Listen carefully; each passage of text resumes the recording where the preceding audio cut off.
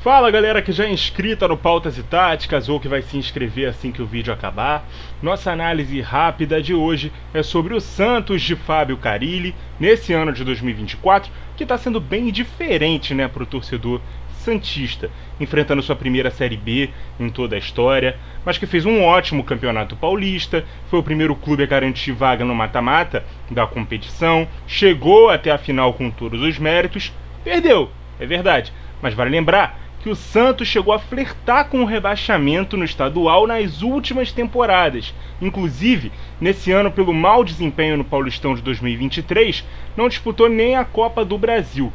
E para esse ano desafiador, optou por ter contratações de jogadores experientes, com passagens em outros grandes clubes, e um técnico que também já havia passado por lá e cujo estilo de jogo é bem diferente do que o torcedor do alvinegro praiano está acostumado, mas que para os objetivos que o Peixe tem na temporada, a confiança é de fazer uma temporada sem sustos e, o mais importante, com acesso, beleza?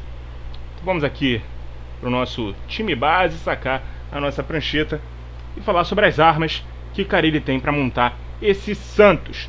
O goleiro titular é o João Paulo. JP Sherman na lateral direita, Gil e Joaquim, os dois zagueiros, Gonzalo Escobar na lateral esquerda, Diego Pituca e João Schmidt, os dois volantes, Otero pela direita, Juliano centralizado, Guilherme pela esquerda e Morelos no ataque. Esse elenco ainda tem nomes como o volante Tomás Rincon, o ponta Wesley Patati, o atacante William Bigode, esses três também podem aparecer eventualmente no time titular, além do lateral direito Aderlan, que foi titular no início da temporada, e o lateral esquerdo Dodô, além do meia-ponta Juan Casares, beleza? O sistema tático é o 4-2-3-1, mas que tem algumas variações importantes ao longo do jogo. A saída de bola acontece no melhor estilo 2+3. O João Schmidt é o volante que fica na frente dos zagueiros e ganha a companhia dos dois laterais na segunda linha, às vezes até um pouco mais centralizados. O Diego Pituca é aquele volante que se junta ao meio formando um triângulo de base alta, né? Nesse momento os pontas ficam isolados pelos lados e a gente tem um sistema tático bem semelhante à ideia do jogo posicional. Eles ficam aqui mais abertos, justamente para serem acionados nas transições rápidas. Mas o time não aplica todos os conceitos do jogo posicional não, beleza? Mas essa distribuição aqui no 2-3-4-1, muita gente chama de 2-3-5, principalmente na saída de bola ele é muito importante. O João Schmidt recuando, os dois laterais vindo para a linha do primeiro volante, beleza? Então, esqueça as longas posses de bola, triangulações, compactação ofensiva no campo do adversário. O ponto forte desse Peixe é atacar rápido e não dar tempo para a defesa do adversário se arrumar próximo da própria área. O Pituca é o responsável por dinamizar esse meio campo, né, conduzindo a bola em velocidade vindo de trás. Ele determina por onde o ataque vai se desenvolver, entregando a bola para o meia, construir pelo centro, encostando aqui nos atacantes, ou mesmo para um dos dois lados, né, onde o ponta vai desenvolver a jogada por um lado, o outro ponta vai atacar a área pelo outro, e o mesmo vale também para o outro ponta, obviamente. Então Pituca e o Schmidt, eles são muito importantes nessa saída de bola e também momento de transição ofensiva, de construção do ataque da equipe do Santos, beleza?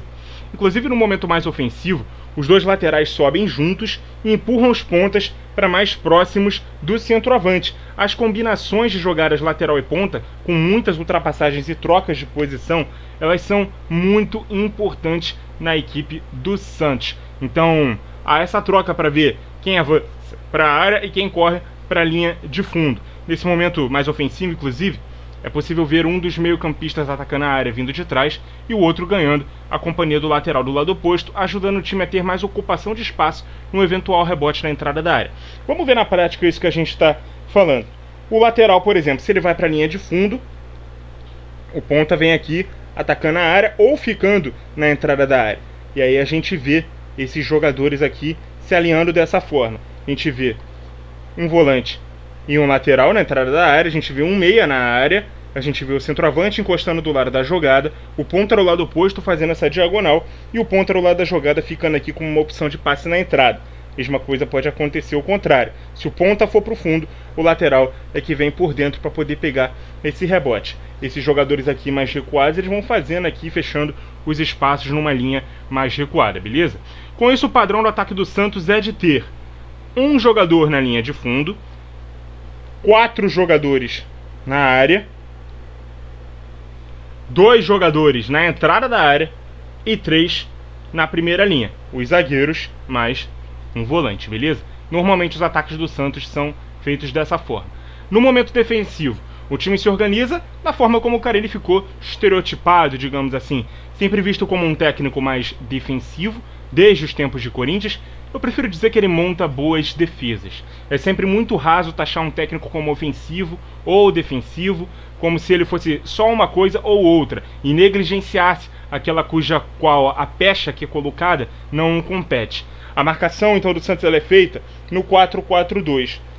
Os 2 laterais aqui na primeira linha com os zagueiros, os 2 volantes, os pontas alinhados com os volantes, e aqui o Juliano, que é esse meia centralizado, juntamente do centroavante do Morelos, beleza? Porém, há 2 momentos específicos para observarmos e analisados. Na saída de bola do adversário, a marcação sobe e encaixa individualmente nos jogadores adversários que se posicionam para receber os primeiros passes. Qual é o objetivo disso?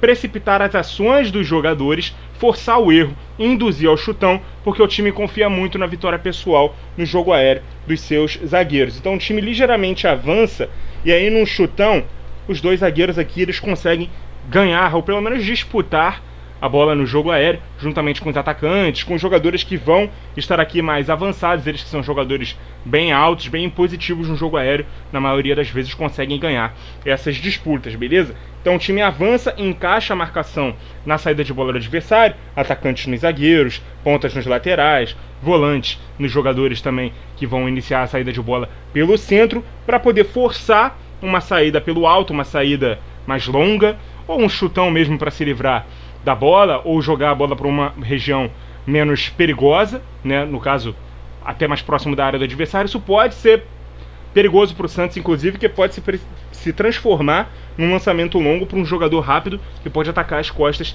da última linha. Mas a ideia é realmente precipitar a ação, porque se você força, se você acelera, se você induz o adversário a fazer algo mais rápido, normalmente isso vai ser menos pensado e executado com menos precisão. Então a chance dos zagueiros recuperarem a bola no jogo aéreo ela é muito maior nesse sentido, beleza? Porém, passado esse momento de saída de bola, as linhas descem e marcam em um bloco muito baixo, mas muito baixo mesmo, como a gente se acostumou a ver os times do Carille jogando. E esse bloco baixo tem as linhas muito próximas umas das outras, né? O Carille consegue compactar o Santos em 25, 30 metros no máximo, estreitar também a extensão da linha para manter o bloco dos 10 jogadores sempre muito próximos da bola, dificultando os passes curtos do adversário e cercando muito bem o portador da bola para recuperar e sair em velocidade, aí sim espaçando mais os atacantes para serem acionados num jogo mais direto, nas bolas esticadas, beleza? Mas não importando se o ataque do adversário é pelo centro ou por um dos lados, os 10 jogadores ficam realmente muito próximos para poder fechar esses passes, e aí também mora o perigo de se criar um lado fraco, menos ocupado, uma inversão de jogo. Também pode encontrar um jogador mais livre. Se você se compacta longe do gol, você gera espaço nas costas da sua defesa. Se você se compacta próximo do seu próprio gol, você deixa a saída de bola do adversário mais livre e fica mais propício a sofrer finalizações de fora da área. Mas também tem 11 jogadores, né? Contando com o goleiro na frente da meta, e aí protege melhor, é mais gente para a bola passar, exige uma precisão também maior do adversário nesse tipo de chute, beleza? Mas eu sempre acho que é a estratégia melhor, né, de se fazer contra times que jogam mais fechados, aquela de chuveirinho, ficar cruzando bola na área, sendo que tem 11 jogadores do adversário dentro da área, não me apetece muito não. Então eu gosto mais da estratégia de chutar de longe, mas o time do Santos se defende muito bem, pelo menos está se defendendo muito bem nessa temporada com o Carille, claro, dentro dos cenários que o Peixe tem para jogar nesse ano. O Santos, no Campeonato Paulista, liderou o grupo A com 25 pontos, 8 vitórias, 1 empate e 3 derrotas, 18 gols marcados e 11 sofridos. Nas quartas de final, passou pela Portuguesa nos pênaltis, 4-2 após um 0-0 no tempo normal.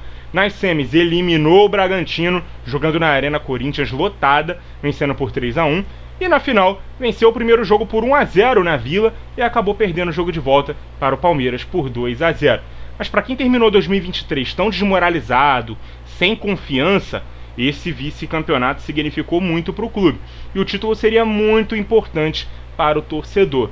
Para quem defende o fim dos estaduais, são situações como essa que podem fazer um time dar a volta por cima. Estamos falando do Santos, bicampeão do mundo, tri da Libertadores, 8 vezes campeão brasileiro, mas que está amargando o pior momento da sua história. Foi rebaixado, poderia ganhar um título contra um rival que foi campeão das 2 últimas edições da Série A. Não é pouca coisa, e nem para deixar de ser comemorado. Ah, mas é um paulistinha, é um campeonato, cujo qual os dois não entraram para disputar em igualdade de condições técnicas. E mesmo assim, o Santos engrossou o caldo para um dos times mais poderosos, se não o mais poderoso do país, beleza? Na sua grande missão da temporada, eu estou gravando após 7 rodadas disputadas, né? O Santos lidera a competição com 15 pontos, 5 vitórias e 2 derrotas. O vice-líder é o América Mineiro, que tem os mesmos 15 pontos. Estou gravando no dia 30 de maio, beleza?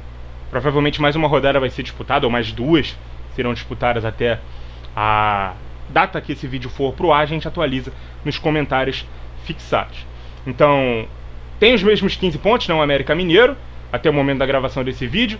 O jogo entre os dois, inclusive, foi o último disputado das equipes e terminou com derrota do Peixe por 2-1.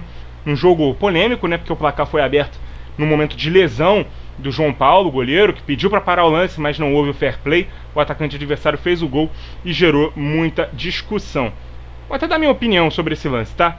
Fair play não é regra, é consciência. É colocar a integridade de todos os jogadores em campo acima de tirar vantagem num lance específico. Dito isso, eu não condeno o Renato Marques, né, o atacante do América, por fazer o gol. Eu acho que todos os jogadores do Santos, inclusive, fariam a mesma coisa se a situação se invertesse, se eles estivessem no lugar dele. Não foi um lance de falta, pelo menos não a meu ver. O goleiro rompeu o tendão de Aquiles na jogada sozinho, teve uma dividida ali, mas o próprio João Paulo iria continuar no lance, ele não pediu falta, mas sentiu a lesão, levantou o braço, pediu para parar o jogo, o atacante pôs a bola para dentro. Vendo o que aconteceu no lance, o que o América poderia ter feito?